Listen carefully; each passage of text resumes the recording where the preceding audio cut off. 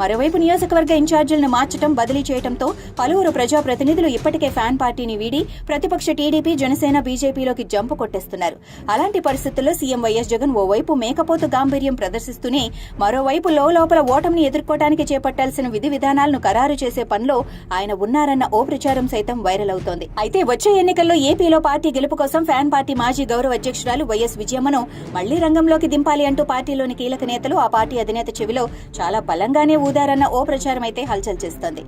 ఆ క్రమంలో ఆ పార్టీ అధినేత వైఎస్ జగన్ రానున్న ఎన్నికల్లో ఆమెతో ఎన్నికల ప్రచారం చేయించడం ద్వారా మరోసారి అధికారాన్ని అందుకునేందుకు తన వంతు ప్రయత్నాలు చేస్తూ వడివడిగా అడుగులు వేస్తున్నారన్న ఓ ప్రచారం అయితే వాడి వేడిగా నడుస్తోంది. అదీ కాక వైఎస్ జగన్ కు మద్దతుగా వైఎస్ విజయమ్మ రంగంలోకి దిగి మళ్లీ ప్రచారం చేసేందుకు ప్రజల మధ్యకు వస్తే ఆమెకు ప్రజల నుంచి తీవ్ర వ్యతిరేకత వ్యక్తమయ్యే అవకాశాలున్నాయని, ఇంకా సోదాహరణగా వివరించాలి అంటే జగన్ గద్దెనెక్కిన 5 ఏళ్లలో ఆంధ్రప్రదేశ్ ప్రజలు పలు విధాలుగా ఇబ్బందులు